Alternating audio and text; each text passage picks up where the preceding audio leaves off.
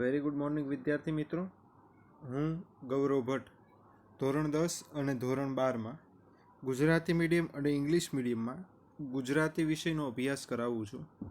આજે ધોરણ 10 ગુજરાતી મીડિયમમાં ગુજરાતીના ટોપિકનો આપણે આગળ અભ્યાસ કરવા જઈ રહ્યા છીએ. એ પહેલાં હું તમને અગાઉ જેટલું ભણાવ્યું છે એનું એટલું રિવિઝન કરાવી દઉં.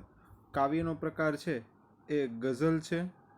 કવિનું નામ છે એ અશોક ચાવડા છે. અશોક ચાવડા કવિનું નામ છે. અશોક ચાવડા કવિનું નામ છે. એનું ઉપનામ છે બેદિલ. આ કાવ્ય પરથી નિબંધ આ કાવ્ય પરથી છે એ નિબંધ પૂછાઈ શકે. આ કાવ્ય પરથી નિબંધ પૂછાઈ શકે. એક નિબંધ છે એ સ્ત્રી શિક્ષણનું મહત્ત્વ. એક નિબંધ છે એ સ્ત્રી શિક્ષણનું મહત્ત્વ અથવા આવો નિબંધ પણ પૂછાઈ શકે.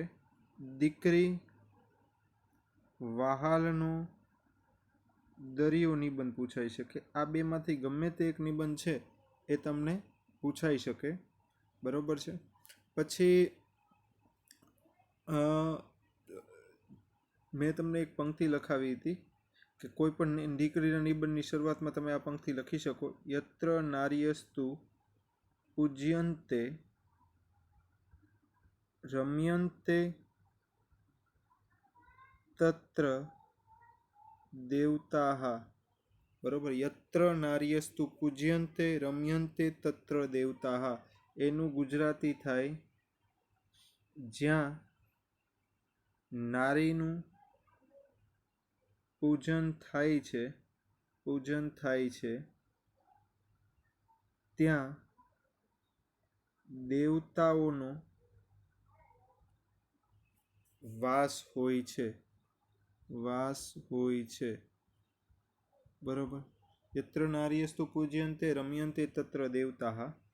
પછી સાથે એમ પણ કીધું હતું એમનું વતન સુરેન્દ્રનગર જિલ્લાનું મંડળાસર ગામ.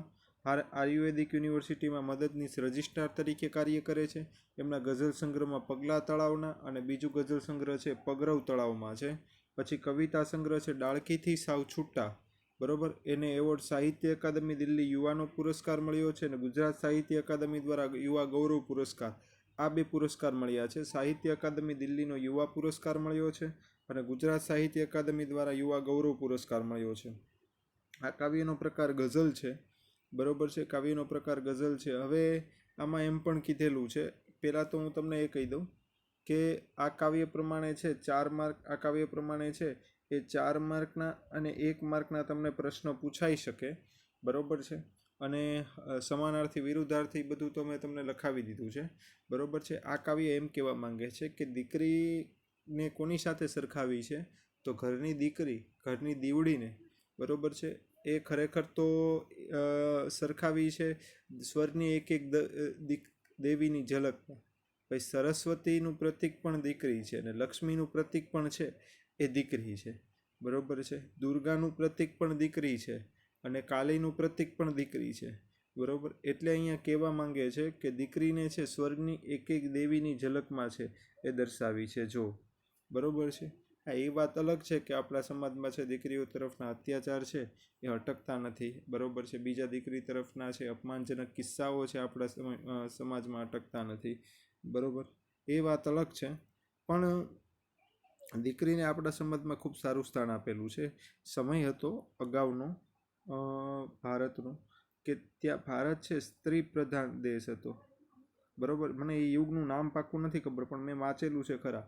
બરોબર. કે ભારત સ્ત્રી પ્રધાન દેશ હતો કે સ્ત્રીઓને પણ ભણાવવામાં આવતી, સ્ત્રીઓને પણ છે શિક્ષાઓ આપવામાં આવતી, શિક્ષણ આપવામાં આવતું હતું. બરોબર છે. અને સ્ત્રીઓ પણ રાણી તરીકે રહ્યા હતા. એમાં તમારી પાસે તો ઝાંસીની રાણીનું તો ઉદાહરણ છે જ તે. બરોબર છે. એ તો આ નજીકના યુગની વાત થઈ. એની પહેલાંના છે વૈદિક યુગમાં ને એમાં પણ છે સ્ત્રીઓને સમાજમાં સારું એવું સ્થાન આપવામાં આવતું હતું. અત્યારના છે ઘૂંઘટ પ્રથા ને એવું આવી ગયું. પહેલાં એવું કાંઈ ઘૂંઘટ પ્રથા ને એવું હતું જ નહીં. આપણા શિલ્પકૃતિઓમાં તમે જોઈ લો તેમાં કોઈ ઘૂંઘટ પ્રથા ને એવું કશું છે કોઈ જગ્યાએ કાંઈ કશું છે નહીં. બરોબર છે. એટલે દીકરીઓને આપણે આ સમાજમાં છે દેવી જેટલું સ્થાન અથવા એ સ્થાનમાંથી તે એની કરતાંય તે આગળ કે ઉચ્ચ સ્થાન આપવામાં આવ્યું છે એ તમે છે એ ભારતીય સંસ્કૃતિના પ્રતીક દ્વારા પણ છે એ જોઈ શકો છો. કારણ કે દેવીઓને છે એ સ્ત્રીઓને છે દેવી સમક્ષ ગણવામાં આવતી, અને મેં તમને કીધું કે છે કોઈ પણ પ્રકારની પ્રથા ન હતી. પછી ધીરે ધીરે કરતાં છે જે વિદેશી આક્રમણો થતા ગયા, વિદેશી આક્રમણોથી બચવા માટે, ઘરની સ્ત્રીને બચાવવા માટે ઘૂંઘટ પ્રથા આવી, બરોબર છે. સાથે સાથે છે સ્ત્રીઓને ન ભણાવવાનું આવ્યું, બરોબર, કે અથવા ભણાવી તો ઘરમાં જ ભણાવી, એવું બધું આવ્યું, બરોબર છે. પછી તો અમુક એવા રિવાજો આવ્યો, સતી પ્રથા આવી, દાસી પ્રથા આવી, બરોબર છે. એ પાછા સમાજે જ રિવાજો મૂક્યા અને સમાજમાંથી જ એવા વ્યક્તિઓ નીકળ્યા કે એ રિવાજોને દૂર કર્યા, બરોબર છે. અને એ રિવાજો છે એ અત્યારના એટલા બધા તો હિન્દુ ધર્મમાં એવા કુરિવાજો નથી, બરોબર, કે સતી પ્રથા જેવા જે કલંક સમાન હતો હિન્દુ ધર્મમાં, પણ એ કલંક સમાન રિવાજ નીકળી ગયો. એ કાઢનાર અથવા એ કાઢવાના હિમાયતી તરીકે રાજા રામમોહન રાય હતા જ તે, બરોબર. તો ભારતીય સંસ્કૃતિના પ્રતીકો દ્વારા પણ દીકરીનું વ્યક્તિત્વ પ્રગટ થયું છે, બરોબર. પછી ઘરમાં દીકરી હોય તો ફાયદા બે થાય, બરોબર, કે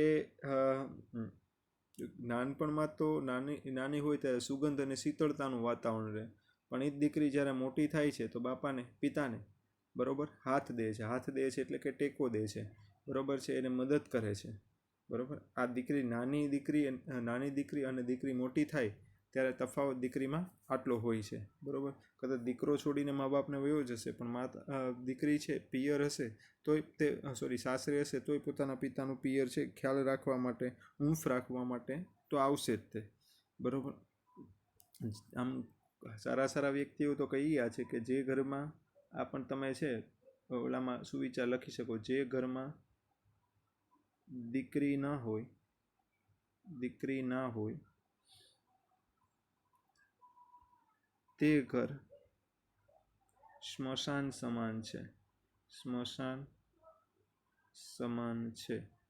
જે ઘરમાં દીકરી ન હોય એ ઘર સ્મશાન સમાન છે, યાદ રાખજો, બરોબર. એટલે ઘરમાં દીકરી હોવી જરૂરી છે, કારણ કે એ જ દીકરી છે એ દુઃખનું વાતાવરણ હોય અથવા ઘરમાં હાવ નિરાશભર્યું વાતાવરણ હોય એને પ્રફુલ્લિત રાખવામાં, બરોબર, મદદ કરે છે. છોકરો ઘરમાં હોય, બરોબર, તો ઘરમાં બધું કદાચ અસ્તવ્યસ્ત પડ્યું રહેશે, પણ ઘરમાં એક દીકરી હોય તો એ ઘર છે વ્યવસ્થિત ગોઠવાયેલું રાખશે. ઘર છે એ દાખલા તરીકે 2 રૂમ હોય તોય તે સામાન ભરચક હોય તોય તે દીકરી એવી રીતના સામાન ગોઠવશે કે ખરેખર એ સામાન ભરચક જેવું લાગશે જ નહીં, બરોબર. આ દીકરીના આને ગણી ન શકાય એવા સારા ઘણા ગુણો છે. પછી અહીંયા પંક્તિમાં એમ લખેલું છે કે દીકરીની વિદાય થાય, બરોબર, ત્યારે પાપણમાં, એટલે કે આંખની પાપણ ભીની થાય, જૂની સ્મૃતિ હોય એ તાજી થાય, દીકરીને જે રીતના મોટી કરી છે, બરોબર, ત્યારે પણ દીકરી પ્રત્યક્ષ થાય છે. અને પછી આજીવન છે એ દ્રશ્ય માતા પિતા સામે આવે છે, એનું વર્ણન આ કાવ્યમાં કરેલું છે. એવું કહે છે કે ખડકો છે એને કદાચ છે ઢાળ આપવો કે એ આપવું સહેલું છે, બરોબર, પણ દીકરીને ઉછેરવી ખરેખર અઘરી છે. તો હવે પંક્તિથી શરૂઆત કરીએ છીએ અને કાવ્ય છે અહીંયા પછી કાવ્ય પૂરું કરીશું. જોઈએ છે, સ્વર્ગની એક દેવીની ઝલકમાં દીકરી છે સુખડ અને ચંદન ને કુમકુમના તિલકમાં દીકરી, બરોબર. આ સ્વર્ગની એક દેવીની ઝલકમાં, એટલે તમે સરસ્વતીનું નામ લ્યો તો એમાં દીકરી છે, બરોબર. લક્ષ્મીનું નામ લ્યો તો એમાં દીકરી છે, બરોબર છે. કાલી નામ લ્યો કે દુર્ગા નામ લ્યો, બરોબર. આ બધા દેવી દેવતાઓની ઝલકમાં છે એ દીકરી છે. કારણ કે આપણા સમાજમાં છે દીકરીને કોની સમક્ષ દરજ્જો અપાયેલો છે? કોની સમક્ષ દરજ્જો અપાયેલો છે? તો દેવીની સમકક્ષ દરજ્જો અપાયેલો છે. કોની સમકક્ષ દરજ્જો અપાયેલો છે? દેવીની સમકક્ષ દરજ્જો અપાયેલો છે. એટલે આ બધી ઝલકમાં, આ બધી સ્મૃતિમાં દીકરીનું સ્થાન છે, બરોબર છે. હવે ઝલક એટલે છાપ, સ્મૃતિ. ઝલક એટલે છાપ અને સ્મૃતિ. પછી એક આમ લખાય, એક બરોબર છે. સુખડ, ચંદન ને કુમકુમના તિલકમાં દીકરી. હવે એ તમને સમજાવું. જો અહીંયા લખેલું છે, દીકરી સુગંધ આપે છે અને શીતળતા આપે છે. બરાબર, આ છે ને સુખડ અને ચંદન એ શીતળતાનું પ્રતીક છે, અને કુમકુમ છે એ સુગંધનું પ્રતીક છે. આ ત્રણે ત્રણ, આ બે તો શીતળતાના પ્રતીક છે, સાથે સુગંધના પ્રતીક છે. આ તો ખાલી સુગંધનું પ્રતીક છે. બરાબર, એના તિલકમાં કોણ જોવા મળે છે? તો કે દીકરી જોવા મળે છે. કોણ જોવા મળે છે? તો કે દીકરી જોવા મળે છે. બરાબર, સુખડમાં છે, સુખડ અને ચંદન ને કુમકુમના તિલકમાં કેમ દીકરી જોવા મળે છે? એની જેવી કેમ છે? કારણ કે આ બે વસ્તુ છે, આ બે બાબત છે. બરાબર, એ શું છે? તો કે શીતળતા આપે છે. કુમકુમ છે, કુમકુમ એટલે કે કંકુ કેય છે. બરાબર, એ સુગંધ પણ આપે છે. એટલે એમાં પણ શું જોવા મળે છે? તો કે દીકરી જોવા મળે છે. પછી આગળ કહે છે, સ્નેહનું ઝરણું ફૂટે એનું જ આ પરિણામ છે. ભાઈ, એક ઘરમાં ખાલી દીકરી હોય, બરાબર છે, તો એમાં પ્રેમનો વરસાદ થાય છે, હૂંફનું વાતાવરણ સર્જાય છે. બરાબર છે, સતત છે એ લાગણીભર્યું વાતાવરણ રહે છે. કારણ કે દીકરી એનું જ પ્રતીક છે. એટલા માટે સ્નેહનું ઝરણુંનું પરિણામ શું છે? તો ઘરમાં દીકરી હોવી એ જ તે સ્નેહના ઝરણાનું પરિણામ છે. સ્નેહના ઝરણાનું પરિણામ શું છે? તો ઘરમાં દીકરી હોવી એ જ સ્નેહના ઝરણાનું છે એ પરિણામ છે. અને શા માટે? અને સાથે સાથે કોતરે છે કોઈ વર્ષોથી ખડકમાં દીકરી. વર્ષોથી એટલે દીકરીનો જન્મ થાય ત્યારથી લગ્ન સુધીનું મા બાપ છે એ એવી તૈયારીઓ કરી રાખે કે દીકરીને છે કોઈ પણ જાતની, દીકરીને છે એક પણ જાતની છે એ તકલીફ ના પડે. બરાબર છે, અને એ તૈયારી છે એ ખૂબ સારી રીતે છે એ કરે છે. બીજું કે એને ખડકમાં, જો ખડક, મેં તમને તેદી પણ સમજાવ્યું હતું કે ખડક છે, કોઈ પણ ખડક, બરાબર, એ ખડકને ટાચણાથી ક્યાંય નથી મારો ને, બરાબર, તો યોગ્ય મૂર્તિ બને. એવા કેટલાય તે ખડકમાં બનાવેલી મૂર્તિઓના મંદિર છે. પાલીતાણામાં જોવા જાવ તો એવી મૂર્તિઓના મંદિર છે. બરાબર છે, પણ એમાં એ મોટો પથ્થરો લીધો, બરાબર, રાજસ્થાનથી એવા પથ્થર લાવ્યા અને એને ટોચવાનું હાથેથી અથવા મશીનથી ટોચવાનું છે એ કામ શરૂ કરી દીધું. એમાં ક્યાંક રમતમાં એક ભૂલ થઈ ગઈ તો મોટો અને મોંઘો પથ્થરો છે એ તમારે સાવ નકામો જાય, એ તમારે ઉપયોગમાં ન લેવાય. બરાબર, એટલે ખડકને ખૂબ ધ્યાનથી, ઝીણવટપૂર્વક અને વિચારીને છે કંડારવો પડે છે. બરાબર છે, એટલે જ તે દીકરીને પણ એની સાથે જ સરખાવી છે. દીકરીને છે નાનપણથી જ તે યોગ્ય સંસ્કારો આપી, યોગ્ય છે એ વિચારો એમાં વાવીને અને છે સમાજની નાની મોટી વાતો શીખવાડીને, બરાબર, દીકરીને મોટી કરવામાં આવે છે. બરાબર, જેથી કરીને એ કંડારવામાં કાંઈ ભૂલ પડે નહીં ને આખો પથ્થર ન બગડે, એ રીતના પણ દીકરીને મોટી કરવામાં આવે છે. એક આપણી સમાજની એક નબળાઈ છે કે દાખલા તરીકે સ્કૂલ 6 વાગે છૂટતી હશે, બરાબર, 6 વાગ્યે છૂટતી હશે સ્કૂલ, અને પોતાનું બાળક 6:20 આવી જાય છે,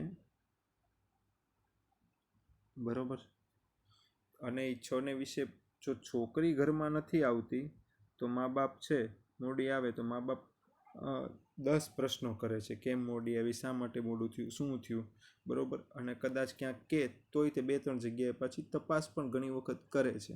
બધા મા બાપની આવી વાત નથી કરતો, પણ ઘણી જગ્યાએ આવું હોય છે. જ્યારે છોકરો છે એ 6:20 બદલે આવવાનું હોય, બદલે 7:20 આવે તો એટલા બધા કાંઈ પ્રશ્નો થતા નથી અને જે કે માની લેવામાં આવે છે. બરાબર, છોકરીઓને 9 વાગ્યા પછી ઘરની બહાર છે એ નીકળાતું નથી, ને છોકરો ઘણી વખત 12 વાગ્યા સુધી છે એ બહાર રખડતો હોય છે.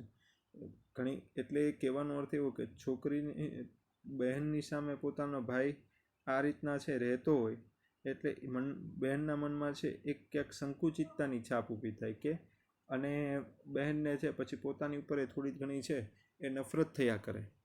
બરાબર, એટલા માટે છે ઘરમાં રાખવું તો પછી બહેન હોય તો એક સમાન જ વાતાવરણ રાખવું કે બહેન ભાઈ છે એ ખરેખર 9 વાગે એને પણ બહાર નહીં જવાનું, બેનને પણ બહાર નહીં જવાનું. બરાબર, કોઈ યોગ્ય કારણોસર હોય તો ભાઈ બહાર જાય, એવું થઈ શકે, પણ તો પછી પાળવા અથવા રાખવા અથવા મોટા કરવા તો સરખી રીતના મોટા કરવા, બરાબર. આવી રીતના સંસ્કારનું ઉચિત વાતાવરણ સર્જી શકાય. પછી જોજો, લાજ, મર્યાદા, શરમ, ગૌરીવ્રતની હારમાં દીકરીને એક રીતે મોટી નથી કરવામાં આવતી, એને એક લાજ મર્યાદા શીખવવામાં આવે, બરાબર. છોકરો મહેમાન આવે ને ખડખડાટ હશે અથવા ન બોલવાનું બોલી જાય તો 2 મિનિટ ખીજાઈને છે અથવા ખીજાય એ નહીં, બરાબર. અને મહેમાન આવ્યા ને છોકરી થોડું વધારે હસી ગઈ તો પછી ટોકે, છોકરી થઈને આટલું હસે છું. તો એક પ્રશ્ન મનમાં થાય કે છોકરીઓ શું હસી ન શકે, બરાબર. તો છોકરીઓને નાનપણથી લાજ અને મર્યાદા શીખવવામાં આવે. પછી શરમે તે શરમાવાનું થોડું શીખવાડવામાં આવે. ગૌરી વ્રતોની હાર એટલે કે જુદા જુદા વ્રત કરવાનું પણ કોઈકની માટે છે, જુદા જુદા વ્રત કરવાનું પણ છે એ શીખવાડવામાં આવે, બરાબર. આવી રીતના જ તે છે લાજ, મર્યાદા, શરમ, આમ કરવાનું આમ નહીં કરવાનું, બરાબર. થોડી શરમ રાખવાની, બધા વચ્ચે બહુ હસવાનું નહીં, મહેમાન આવે તો બીજા રૂમમાં ચાલ્યું જવાનું, બરાબર છે. યોગ્ય સમયે ઘરમાં આવી જવાનું, બરાબર. આવા કપડાં નહીં પહેરવાના, બરાબર છે. પછી આવું બધું નહીં ખાવાનું. તો આવી બધી બાબતોમાં પછી આવી શરમ રાખવાની, બરાબર. પછી આવા વ્રતોનું પાલન કરવાનું, એવી બધામાં છે એ દીકરીઓ મોટી થાય છે, ઉછરે છે એટલે કે મોટી થાય છે. અને સાથે સાથે એને સમાજમાં સમાજ વચ્ચે ભૂલ થઈ જશે અથવા કોઈ એને હેરાન કરશે અથવા બીજા કોઈ પ્રોબ્લેમ્સ થઈ જશે, એ બધી બાબતોની વચ્ચે, એ બધા પ્રોબ્લેમ્સની વચ્ચે એ મોટી થાય છે, બરાબર છે. એ વિસ્તરે છે. તોય તે છે ભાઈ છોકરીઓને છે એ ઘરમાં કામ કરવાનું હોય, બરાબર. છોકરીઓ સવારના દાખલા તરીકે 8 વાગે સ્કૂલે જાય, બપોરના 1 વાગે આવે, તો આવીને પાછું મમ્મીને કામ કરાવે, બરાબર છે. જમે, પછી પાછા વાસણ ઉટકશે, પછી વાંચશે, પછી ટ્યુશનમાં જશે, તોય તેનું રિઝલ્ટ છોકરા કરતાં સારું હશે. રાતના પણ કામ કરાવશે અને છોકરાને આવું બધું કાંઈ વાસણ ઉટકવાનું નીકળી જાય, બરાબર, કામ કરાવવાનું નીકળી જાય, બરાબર, બપોરના પાછો સૂઈ જાય, આ બધું નીકળી જાય તોય તે છોકરાને એટલું રિઝલ્ટ ઘણી વખત સારું નથી આવતું. ઓલું કહેવાય ને, સંઘર્ષમાંથી માણસ ખૂબ આગળ વધે અથવા એ ચળકે, એનું કારણ જ છોકરી છે, બરાબર છે. કાયમથી ફડકમાં છે એ દીકરી ઉછરે છે. પછી હવે બહુ મસ્ત પંક્તિ છે. પિતા કહે છે, પિતાની દૃષ્ટિએ કાવ્ય લખાયેલું છે, યાદ રાખજો. કોની દૃષ્ટિએ કાવ્ય લખાયેલું છે એમ પૂછે તો પિતાની દૃષ્ટિએ.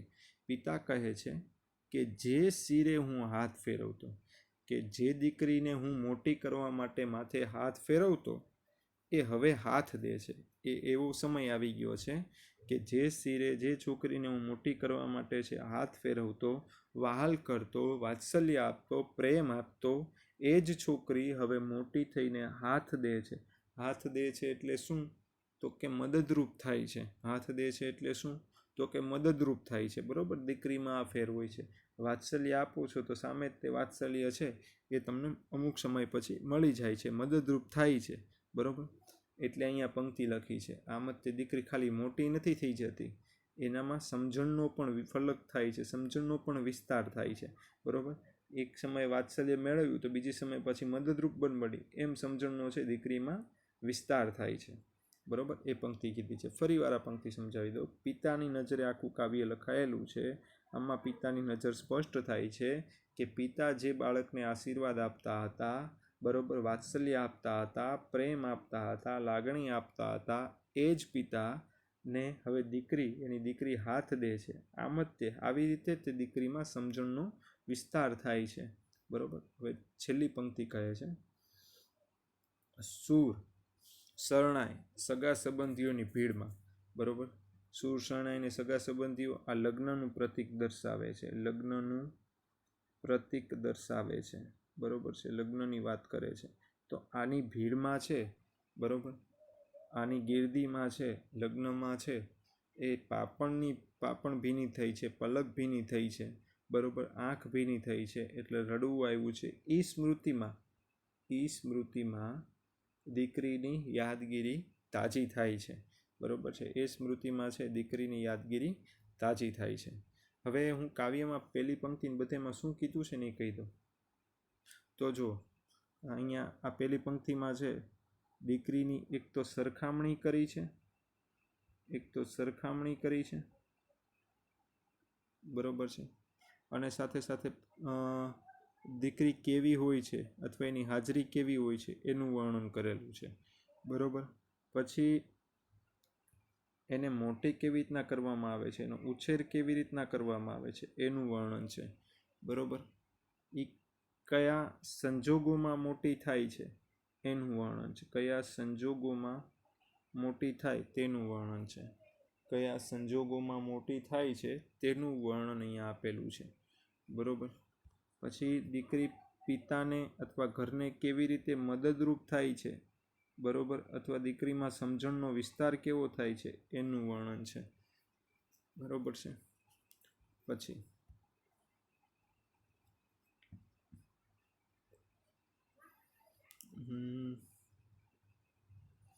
પછી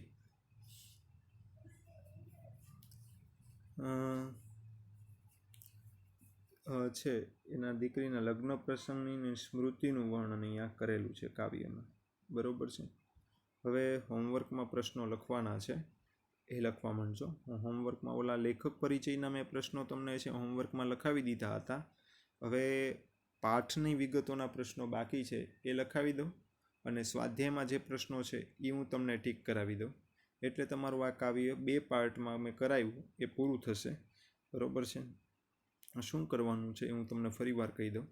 તો કે પાઠની વિગતોના પ્રશ્નો લખાવી દઉં અને સ્વાધ્યાયના પ્રશ્નો ટીક કરાવી દઉં, એટલે તમારું કામ છે એ અહીંયા પૂરું થશે.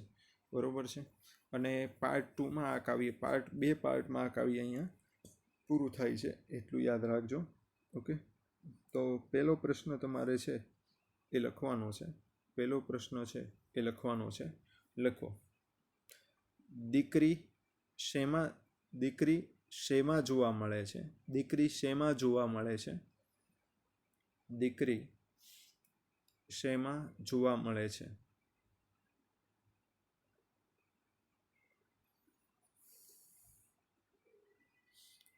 પછી દીકરી શું છે? દીકરી શું છે અને તેની હાજરી શું આપે છે? દીકરી શું છે અને તેની હાજરી શું આપે છે?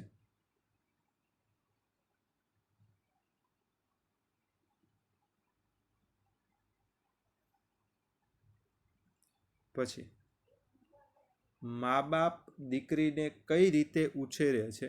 મા બાપ દીકરીને કઈ રીતે ઉછેરે છે?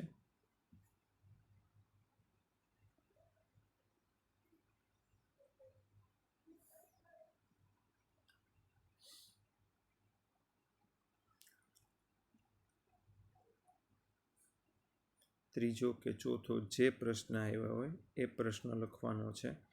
ત્રીજો અથવા ચોથો જે પ્રશ્ન આવ્યા હોય એ પ્રશ્ન લખવાનો છે. લખો. દીકરીનું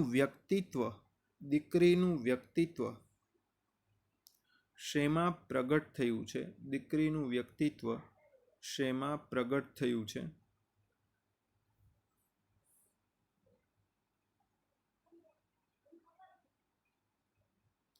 પછી દીકરીની સમજણ શક્તિ વિસ્તરે છે એ ઉદાહરણ દ્વારા સમજાવો. દીકરીની સમજણ શક્તિ વિસ્તરે છે એ ઉદાહરણ દ્વારા સમજાવો.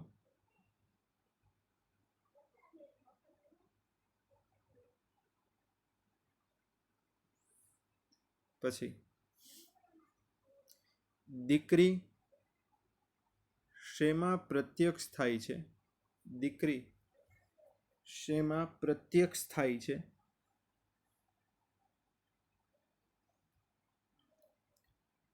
પછી આ કાવ્ય કોની નજરે આલેખાયેલું છે? આ કાવ્ય કોની નજરે આલેખાયેલું છે?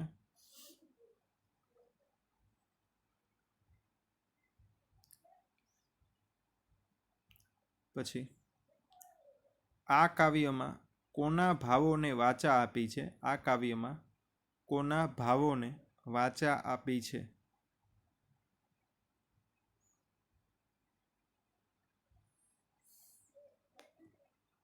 પછી આ કાવ્ય શેમાંથી લેવામાં આવેલું છે? આ કાવ્ય શેમાંથી લેવામાં આવેલું છે?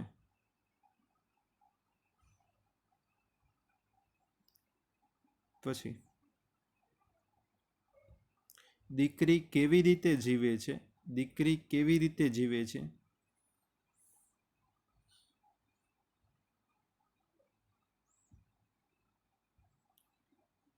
પછી દીકરી કોની હારમાં મોટી થાય છે? દીકરી કોની હારમાં મોટી થાય છે?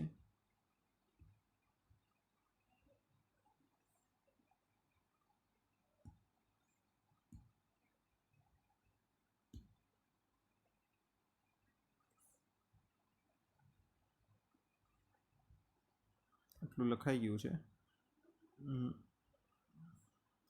હવે સ્વાધ્યાયમાં પ્રશ્ન ટીક કરી નાખો. સ્વાધ્યાયના પ્રશ્નો ટીક કરી નાખો.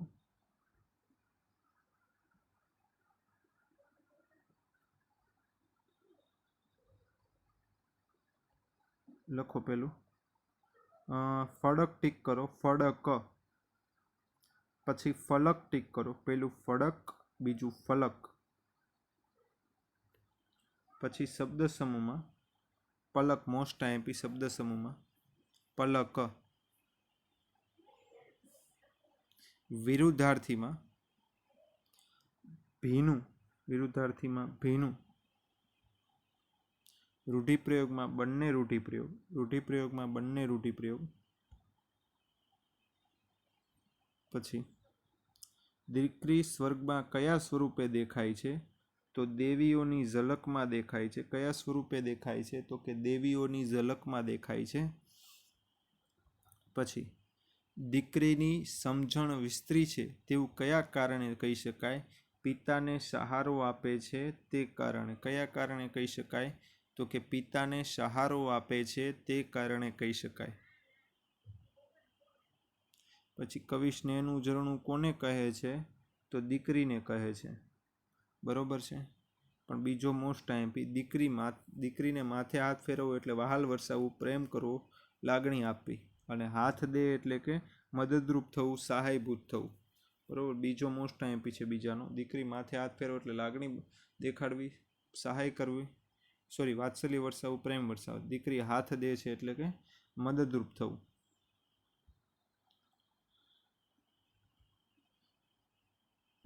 આમાં ત્રીજામાંથી એક પણ પ્રશ્ન પૂછાવા લાયક નથી.